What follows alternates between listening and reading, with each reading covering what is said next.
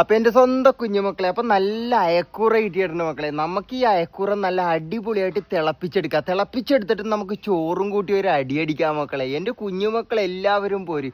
Colvin ചേട്ടന് ഭയങ്കര ഇഷ്ടമാണ്. എന്തൊക്കെ കറി വെച്ചാലും തിളപ്പിച്ചത് എന്ന് പറഞ്ഞു കഴിയുമ്പോ വേറെ ലെവല് ടേസ്റ്റ് ആണ്.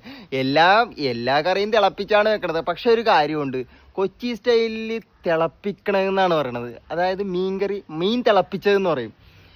അതാണ് അയക്കൂറ നമുക്ക് തിളപ്പിച്ചെടുത്ത് നമുക്ക് അടിപൊളി. ചട്ടിയിലോട്ട് പച്ചമുളക്, ഇഞ്ചി, വേപ്പില, ഉള്ളി, വെളുത്തുള്ളി എല്ലാം ഇട്ടേച്ച് നല്ല പോലെ വഴറ്റാ മക്കളെ. വേറെ ഒരു മസാലക്കൂട്ടും വേണ്ട മക്കളെ. വെറും മുളക് പൊടിയും മഞ്ഞപ്പൊടിയും മാത്രം ഇട്ട് നല്ല പോലെ മിക്സ് ചെയ്ത് കൊടുക്കാം മക്കളെ. ഉപ്പിട്ട് കൊടുക്കാം മക്കളെ. ഇനി നമുക്ക് അയക്കൂറ ഇട്ട് കൊടുക്കാം മക്കളെ. എന്നിട്ട് നല്ല പോലെ അങ്ങോട്ട് മിക്സ് ചെയ്യാം.